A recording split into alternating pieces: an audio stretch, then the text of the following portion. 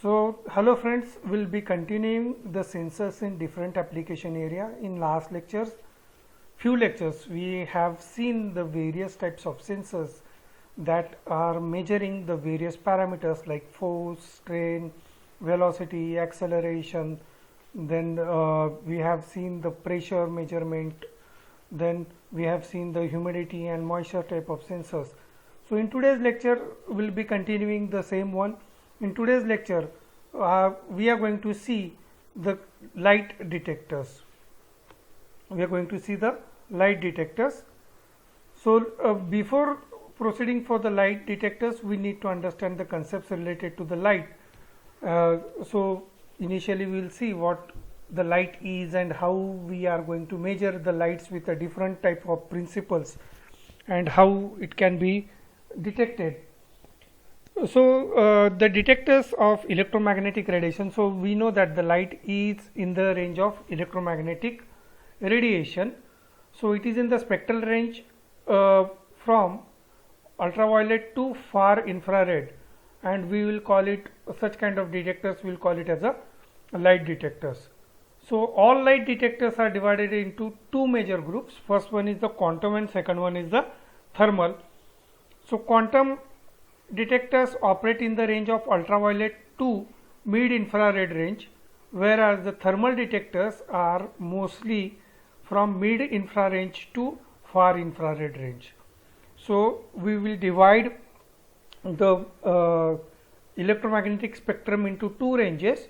First one is ultraviolet to mid infrared and mid infrared to far infrared. So, the quantum and thermal are the two types of light detectors we are going to see in this lecture. So, we know that Albert Einstein is one of the renowned scientists. He made a remarkable assumption that the nature of light, related to the nature of light, that at least under certain circumstances its energy was concentrated into localized bundles, and that localized bundles are called as a photons. That means the energy is concentrated in a bundle called as a photon. That is the assumption he has made, and these are the assumptions are used in a next studies related to the light also. So, this is the assumption made by the Albert Einstein. So, energy in a single photon is given by E is equal to h into v, where v is the velocity of the light and h is the Planck's constant. Okay. So, when photon strikes the surface of the conductor, it may result into generation of the free electrons. So, we know that the electrons get generated. So, whenever you know the concept of the concept of valence band and conduction band. So, and the energy gap between these two is known as band gap or forbidden energy. Okay. So, let us consider that. This is a valence band VB, and here it is the conduction band CB, and this is forbidden gap. Okay, this is forbidden energy that is need to be required. So, we know that the electrons are in this valence band are there, and when the energy is given either in the form of light, either in the form of thermal energy, either in the form of voltage, then the electrons will cross this forbidden energy, and they will make free and they will be free in this conduction band. When these are called as the free electrons, and these free electrons will cause the current to flow in any metal, semiconductor material or insulator. For insulator, this forbidden gap energy is too high. In metals, this is generally overlapped, and there will be certain gap between the valence band and conduction band in case of semiconductors. So whenever the photon, that photon strikes on this metal surface, what will happen? It may result into free electrons. So part of the photon energy is used to detach the electrons from the surface. So electrons are detached from the valence band and they will move to the conduction band, and other part gives its kinetic energy to the electron. So electrons will move and to the conduction band, and they will move because of the energy received from the photon, and that energy is called as a kinetic energy. Okay. And what happens in the valence band? When the electrons will move, the holes will remain in the valence band, and that will also cause a current. So the photoelectric effect can be described HV is equal to phi into Km. That means total energy is equal to phi plus Km. What is the phi is called as a work function of the emitting surface, and Km is the kinetic energy. So work function plus kinetic energy is equal to total energy of the photon, that is E is equal to HV is equal to phi plus Km. This is how we are defining the concept related to photon. So when a semiconductor p-n junction is subjected to the radiant energy, the photon transfers its energy to the electron, and if energy is sufficiently high, the electron becomes mobile, and which results into electrical current. So here, instead of that, you know the concept of diode. So we know that when the forward junction, that means P is connected to positive side of the battery and N is connected to the negative side of the battery, that will make the junction forward bias, and that will cause the current to flow, and the flow of the current will be generally like this. Okay, so you might be remembering these characteristics of the, so this is the VI characteristics of the p-n junction diode. Okay, so if the energy is high, then in that case that will make the electron mobile and the electric current will flow. So this is how the VI characteristics you can put it. So this current I can put the equation of current I also. So when the photon of frequency V1 strikes the crystal, the energy is high enough to separate the electron from its sides in the valence band, and it pushes the band gap and into conduction band, which is at higher energy level. That means the energy is received by the electrons and they will move to the higher energy level band, that is conduction band. So this is what the concept is. Okay. So initially when there is no photon, or the low energy or low photon having low energy is incident on the metal surface, then what will happen? The electron will not move to the conduction band. But if in first diagram, if the energy is high one, then what will happen? The electron which is in this conduction band, that will get the energy and that will move this energy gap, and that will move to the conduction, and it will be free to move in a conduction band. But if the energy is less, that is HV2, then in that case it will not move to the conduction band, and you may find that the current flowing may be very less as compared to the first diagram. Okay. So the energy gap between the conduction and valence band serves as a threshold below which the material is not sensitive to the light or any energy. So if you want to make it sensitive to the light, then your material should be in such a way that it should be sensitive to the light photons that are falling on that surface, and it will move the electrons from valence band to conduction band. Then that threshold is decided by the energy gap between the two bands. So all the devices are directly convert the photons of electromagnetic radiation. Charge carriers are called as a quantum detectors and generally produce in the form of photodiodes, phototransistors and photoresistors. So photodiodes, phototransistors and photoresistors these works on the principle of quantum detection technique, where the energy is received from the electromagnetic radiation. And when comparing the characteristics of different photodetectors, we need to consider the following characteristics. First one, the noise equivalent power you have to decide, detectivity you have to decide, then IR cutoff wavelength you have to decide, maximum current you have to take into consideration, maximum reverse voltage you need to consider it, then radiant responsivity you need to consider, field of view you need to consider, and junction capacitance. So these are the general characteristics that are associated with the photodetectors, generally photodiodes, phototransistors and photoresistors. So we need to consider these characteristics while selecting the photodetectors or light detectors. So we are starting with the photodiodes. So next is photodiodes. So we are going to talk about the photodiodes. So it is similar to our PN junction diode. The only difference is that in PN junction diode we are applying the electrical voltage. Instead of that, these photodiodes are sensitive to the light as a energy.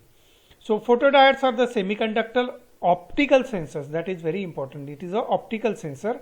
Optical in a sense, it depends upon the light. So if the PN junction is forward biased and is exposed to the light of a proper frequency, then current increases will be very small with respect to dark current. Dark current means when there is no light, the current will be very less, and when there will be a light, that means the diode is exposed to the light, then the current in that direction or in forward bias will be comparatively less. So that is not going to give you the desired result. That's why generally the photodiodes are used in reverse direction or reverse bias. So the bias current is much greater than the current generated by the light. So you need to use such kind of diodes into reverse bias. So if the junction is reverse bias, the current will increase quite noticeably. This is what the reason the photodiode is used in reverse bias. So when the photon will impact on the junction, it will create the electron hole pairs on the both sides of the junction. Okay, so on the both side of the junction it will create the electron hole pairs, and that will cause the current to flow. So when the electron enters in a conduction band, they will start flowing towards the positive side of the battery, and the holes will be attracted towards negative side of the battery. So the current IP will flow. Actually, whenever you are considering the PN junction diode, so this is a PN junction diode. Let us consider that this is the junction, and this junction will have this depletion layer. So electrons will move from here to here, and holes will move from here to here. Okay, so if this is a P and this is a N type of material, so electrons and holes will move in this direction. So actually the current will flow in this direction because the current direction is opposite to the direction of electron. This is what we say, that the conventional current is opposite to the flow of electrons.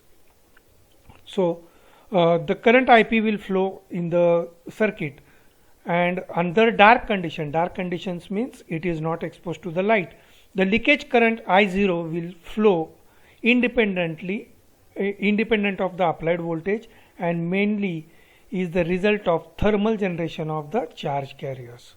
So whatever may be the thermal energy it is receiving, so because of that the leakage current I0 will flow, and as soon as you expose it to the light, the current will increase abruptly, and that current will be proportional to the light intensity. So thus the reverse bias photodiode is electrical equivalent circuit contains two current sources and the RC network. So if I am representing this photodiode into electrical equivalent circuit, how I am going to represent it? I am going to represent it as a two current sources and RC network. So what are these two current sources? So this is how exactly the P side and N side current is flowing. So current IP is flowing in this one. So you can see that the current IP is flowing in this direction. Now this is the reverse bias. That means N side is connected to positive side and P side is connected to the negative. This is reverse bias. And whenever you are getting the energy from light, that electrons will move from conduction valence band to conduction band, and these electrons will move from negative terminal to the positive terminal. So the current is electrons are flowing in this direction, okay, and current IP is flowing in this direction, which is opposite to that one.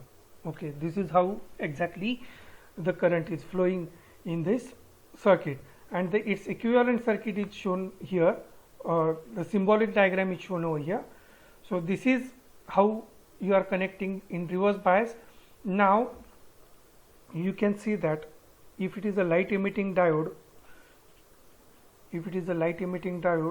we are showing it like this. The arrow is outwards. If the arrow is not there, which is shown to, this is general PN junction diode. So you can understand the difference between the symbols. So this is a general PN junction diode.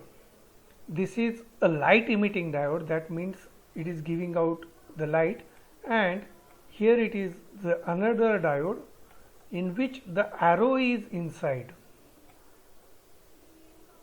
Okay, so this is a photodiode. So this is what the difference we can easily understand. So here you can see that here it is the light is shown, which is having the energy HV is impinged on the junction or the PN junction diode, and that will cause the current IP to flow in this direction. Okay, and here it is the circuit. The circuit consists the two current sources. So the first current source is IP.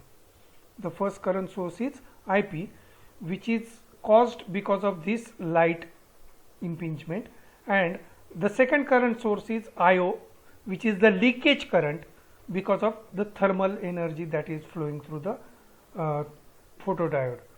And these are the capacitance junctions, and this is the resistance of that one. So you can see that this is the equivalent circuit of the photodiode, electrically equivalent circuit of the photodiode. It consists the two current sources. One current is the IP current source, and second one is the leakage current. Then junction capacitance and the resistance of the diode, forward resistance of the diode. Now here you can see the characteristics of the photodiode, that is the reverse characteristics. Here you can see that this is in the dark region. That means whenever you are not applying any light source to the PN junction diode, the leakage current will flow. The leakage current is here. Okay, so these are the leakage current. So initially you are applying the power, the leakage current will be this much, and you are applying with certain energy or certain light intensity, then the current will flow in this direction. And if you increase the intensity of the light, the current will again increase. Okay, so you can see that the current is increasing. This is how you are getting the VI characteristics of the diode. Okay, that is the reverse characteristics of the diode. So we can see that this is the photodiode characteristics. So the process of optical detection involves the direction of conversion of optical energy into electrical signal. So that is the purpose of photodiode. So if the probability that the photon having energy HV will produce an electron detection is of eta, then the average rate of production of electrons R for the incident beam of optical power P is given by, so we need to design, or we need to have a mathematical model so that we can relate the photon energy with a number of electrons produced when you expose it to the optical power P. So the equation will be given by R is equal to eta into P divided by HV. Okay, so this is how you'll be getting the equation. So you can see that the number of electrons are directly proportional to the power and inversely proportional to the photon energy, the probability of photon energy. Okay, so that you can easily find it out. So electrical current is proportional to the optical power incident on the detector with E charge of electron. So if I calculate the current E charge I is equal to NE into P divided by HV. So this is what the current that will flow in the circuit, and that is given by this equation. So you have to multiply the number of electrons into electron charge, that is nothing but the electric current, and that is proportional to the optical power. So the change in optical power delta P is result in the change in output current. So if the power is changing, obviously that is going to change my current also. So the change in power is proportional to change in current, and that change in current is equivalent to the intensity modulation. So current to voltage response of the photodiode is given by this equation. So we know that the current equation for the diode is given by I into Is into e raised to EV by KT minus 1. So this is the equation. We know that the equation for the diode will be getting. So I is equal to I0. I0 means initially the leakage current, whatever may be the flowing, is into E into V divided by KB T. T is the absolute temperature minus 1 minus Is. This is the current to voltage equation we are getting. And similarly we know that the Is current is flowing, and that Is current is nothing but the current which is caused because of optical power. So simply I will replace this with this equation. I will be getting the equation of the current to voltage ratio with this equation, I into I0 e raised to EV KB T minus where KB is the Boltzmann constant minus 1 minus of NEP into HV. So the efficiency of the direct conversion of the optical power into electrical is quite low. So to increase the efficiency, the pin diodes are generally used. So pin diodes where the doping level is totally different from the normal diodes. So the pin diodes are having reverse characteristics, which are generally used in reverse characteristics. So this pin photodiode is having a different types of doping level. So this is the pin diode. You can see that how it is connected to the circuit, and this is a simple I to V converter. This is simple I to V converter. So this op amp circuit, this one is nothing but an I to V converter. Okay. So here it is how you are manufacturing the circuit. So this is the N type of material which is based on the metal, and that metal you can connect it to the ground. Then on that intrinsic material, intrinsic and extrinsic material, you might have studied it in your previous. So intrinsic means it is a pure type of silicon material, or it is a pure type of semiconductor material. Then a depletion layer is formed as soon as you doped it on that one. So this is the metal silicon material doping level will be decided on that one.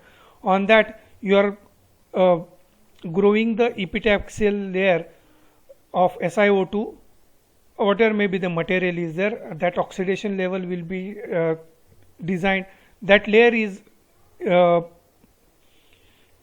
put on that one, and that isolation layer will be there, and on that you are putting the metal contact. So this is the P type material. So here it is P type material, here it is N type of material, and as soon as you start doping this material, that means a trivalent impurity is added to this material, then in that case the P type of material is created, and when you are doping it, at that time only this depletion layer will be formed. That is nothing but an PN junction. Okay. So when you put a HV light on that one, obviously the electron density will change, and that will change the current I that is flowing through this one, and if I is changing, that is proportional to the HV. So this is what the simplest way how you can connect the photodiode to the circuit. Okay, so there are different types of photodiodes that are used in sensing the light. So a simple PN junction diode is like this one. So N type of material, on that a P type of material is there. Then you can have a connector between that, and SiO2 layer is there. So this is the PN junction diode. Then the PN junction diode with a reduced junction capacitance. So you can reduce the junction capacitance. We have seen the effect of junction capacitance. So you can reduce it with the help of another type of doping. You can put N plus type of, which will have a higher type of doping level of N plus. So you can reduce the junction capacitance with such kind of manufacturing. Actually, whenever you are, I'll give you the brief idea. I think I have already given you the brief idea related to that one. So the brief idea is that whenever you are manufacturing a photodiode, what will happen? Initially you have to take either P type or N type of material. So generally N type of material is taken. Then you put a epitaxial growth of SiO2 layer. You do a oxidation of the surface of that one, and that will form a epitaxial layer on this one, and that is called as a SiO2 layer.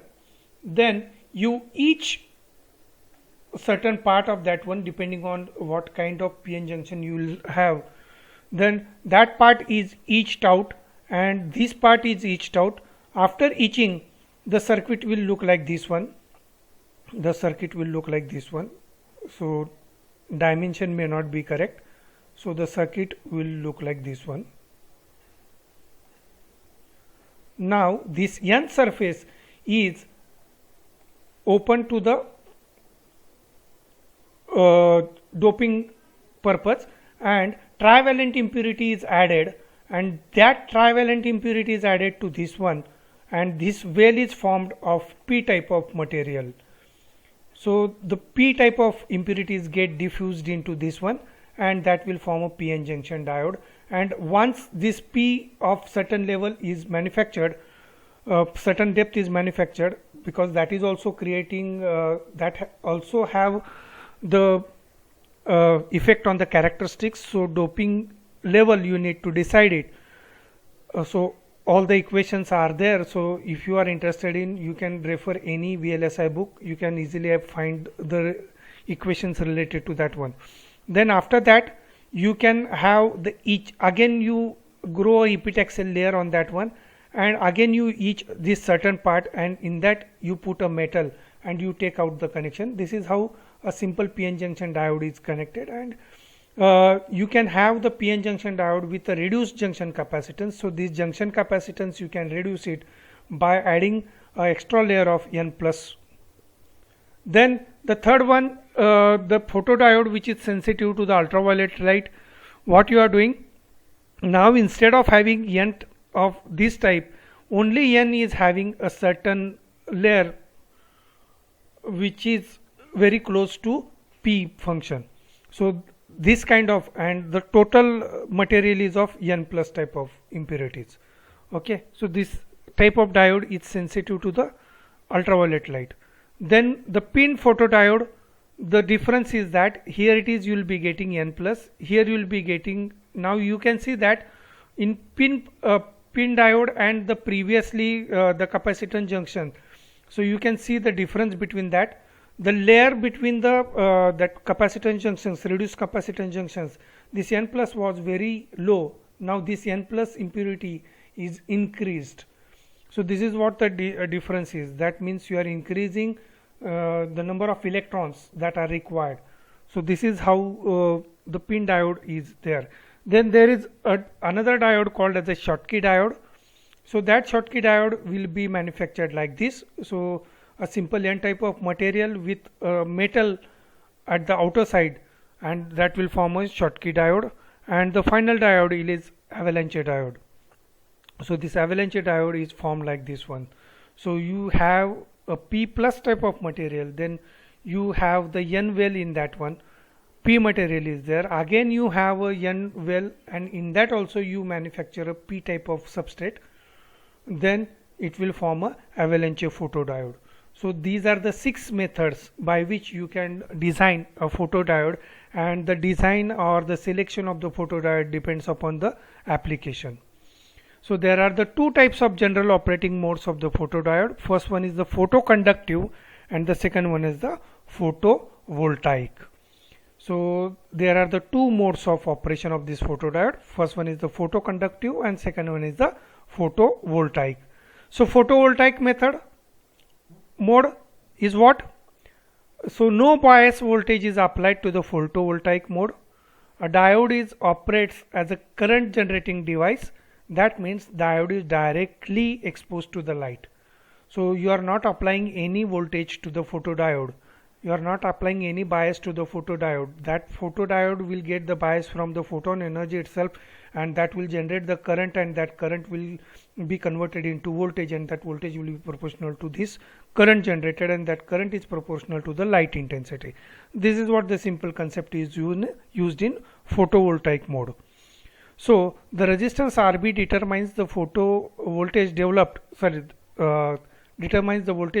at the input of the amplifier, and the slope of the characteristics is proportional to the resistor. So this is how the simple concept of the photodiode is used. A photodiode in photovoltaic mode is used. So this Rb is the resistance that determines the current flowing through this one. So this diode, which is connected in reverse bias, is connected to the non-inverting terminal, and the amplifier having the gain of R2 upon R1. So this will get converted into current I, and that current I is get converted into I to V converter by this circuit, and output voltage will be proportional to the current flowing through the circuit. And the equivalent circuit, you can convert it like this. So this is the current IP, then R. Why this IO is because IO is negligible, that's why we are going to eliminate it. Only IP will be considered. So IP, R and Cj, this is the equivalent circuit of this photodiode, and it is parallel to the Rb. So you know that you will be getting a current I. So this is going to generate the current I, and that I current will generate the output voltage V, and this is how you will be getting the load, and that load Rb depends upon the load line depends upon this Rb value. So it depends upon this Rb value. Okay, so the load line will be like this. So here it is the load line. This is the load line. Okay. Now photovoltaic, the PN junction put a limit on the bandwidth response, and obviously it is putting it can be compensated to the circuit to have a greater bandwidth with the capacitance CL in parallel with the feedback of the RL.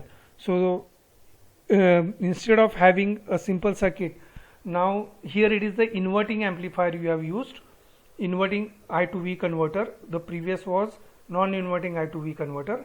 Here it was I to V converter. Directly the current is used, and if you want to increase the bandwidth of this one, then you have to put the CL which in parallel with this RL. So this is a floating type of I to V converter. So you can see that initially you will be getting this response when CL was not there, and when you apply the CL, you can see that the response is increased. So bandwidth is increased from this point to this point. So the bandwidth is increased. So this is how the bandwidth is increased with the help of CL if you connect it in parallel with RL. So using a photodiode for a detection of a low level light, the noise floor should be seriously considered. So there are two main components of the noise in the diode. First one is the short noise and the Johnson noise. So these two noises will create a problem in such kind of circuits. So we need to take care whenever you are designing the circuit. If short noise is there or Johnson noise is there, they have their own characteristics. So you have to study what kind of short noise and what kind of Johnson noise is, and what are its characteristics, and how it is affecting the output also, that you can study it. So that you need to consider it when you are designing the photodiode circuit. Now next one is the photoconductive mode. So in photovoltaic you are not applying any biasing, but in photoconductive mode, that is the PC operating mode, a reverse bias is applied to the photodiode. So you are applying the reverse diode. So as a result of this, the wider depletion layer will be there, and the lower junction capacitance will be there, lower series resistance will be there, shorter rise time will be there, linear response is wider range of light intensity is there as compared to other circuitry. So here you can see that in previously this diode was directly connected to the ground, but now it is connected to this E voltage. So this is what the difference between the previous circuit and this circuit. So previous circuit, you might remember, it is connected in this fashion. The diode was connected in this fashion, and it is connected directly to the negative terminal of the op amp, right? But here now it is connected in a reverse bias fashion. It is connected in a reverse bias fashion. So whatever may be the current flowing, that depends, the depletion layer will be formed, and that depletion layer in reverse bias will be obviously high as compared to the previous photovoltaic cells. So now you can see that the load line which was initially here, now it has been shifted here, okay, and that is because of this E. So the PC mode offers the bandwidth from 100 Hz to 100 to megahertz, providing accompanying increase in signal to noise ratio. So this is how exactly a circuit works, the photodiode works. Now you can see that the light is falling on that one. So here it is, the photodiode is there, and that will make a switch on and off. So when the object is there, so you can make the switch on and off, you can make the photodiode on and off. The current is flowing initially when the light is falling on, and when the current is not there, that will make the switch off, and this is the NC and NO type of output you will be getting. So this is the simplest function of photodiode we have seen.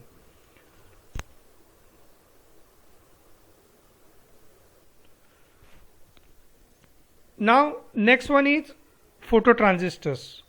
So phototransistors, it is the same one. The only thing is that the bias, the base is the device may come up with the 2 terminal or 3 terminal.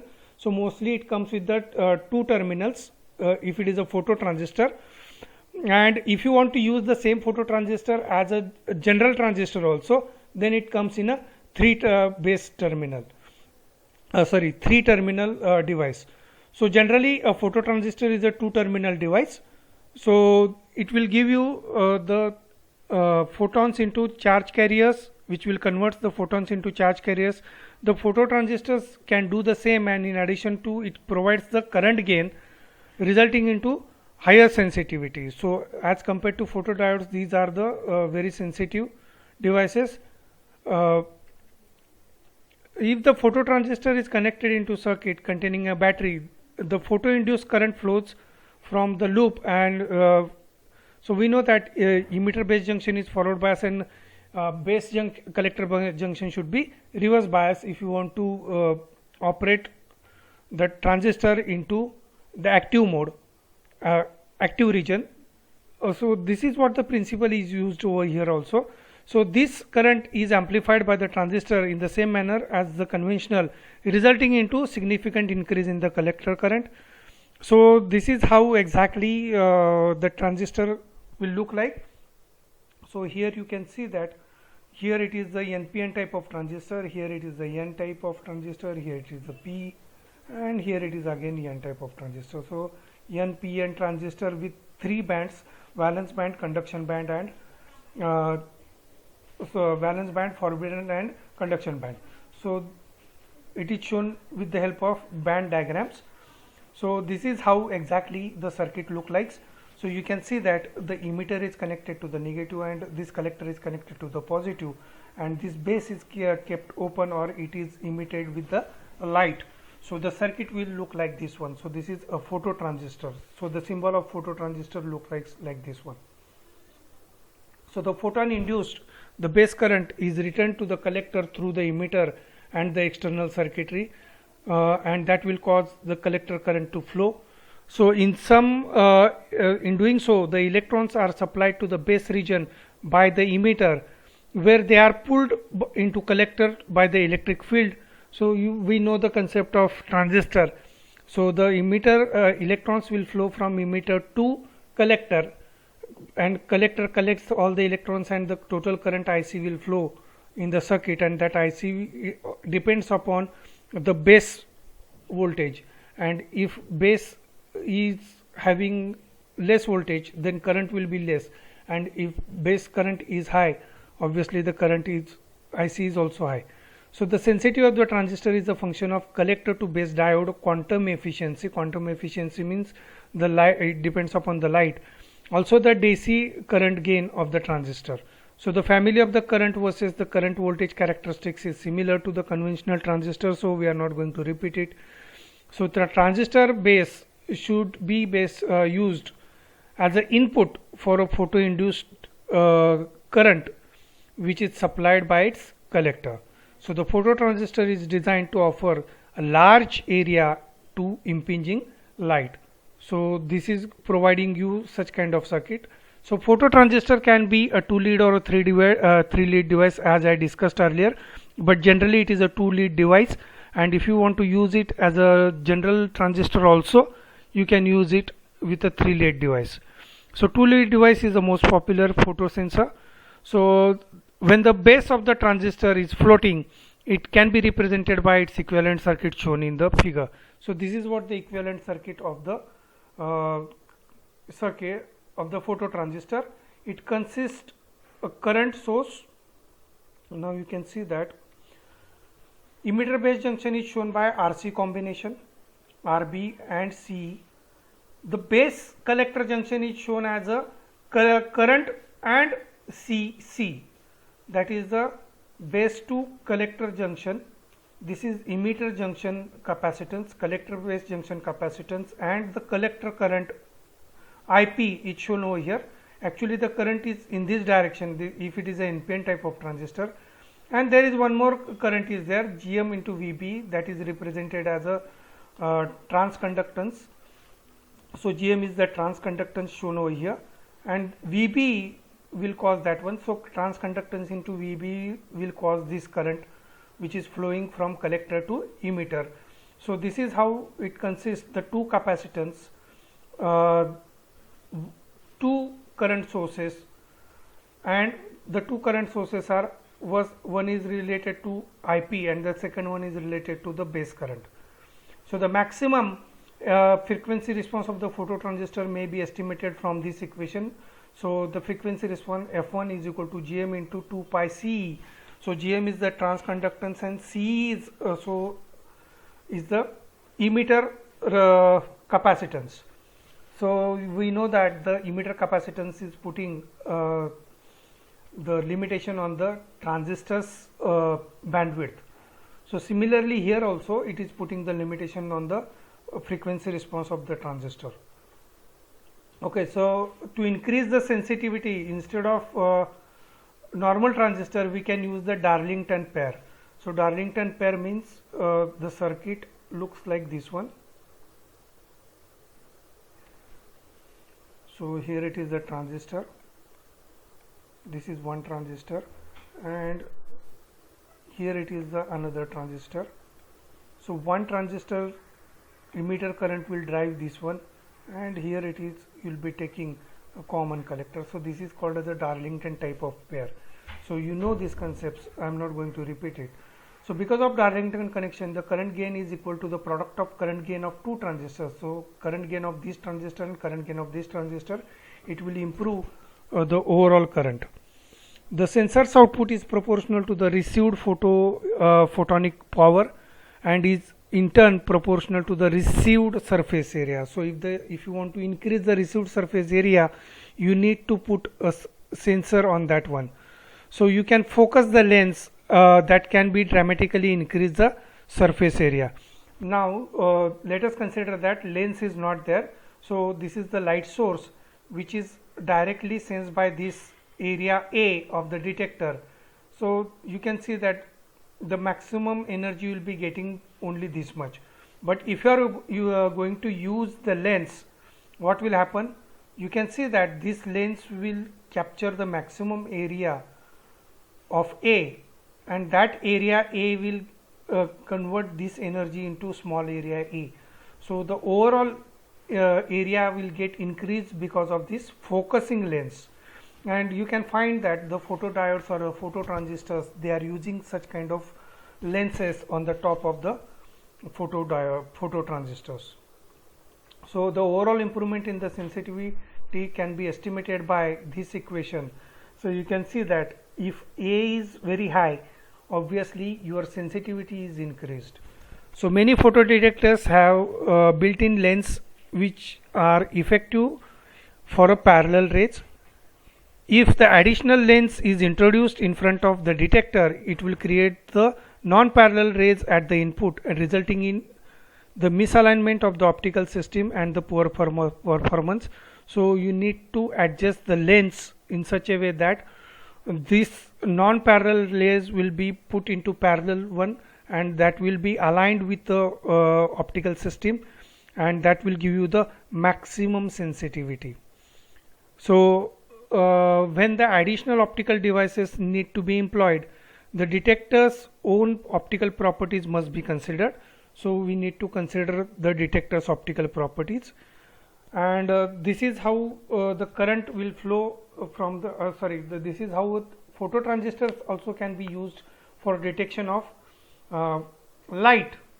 So instead of photodiode, you can use the phototransistor also, and that phototransistor, in a previous diagram that we have seen, that whenever the object comes between the detector and the light, the phototransistor will turn on. That the phototransistor may switch on and off the next circuit depending on your application, what kind of application you are expecting, whether you will be requiring output high or low. Accordingly you can design the circuit, and you can find out the intruders in your so such kind of circuits you can use it in burglar alarm system. You want to find out the intruders or security type of applications. So with here we'll stop for the today's lecture.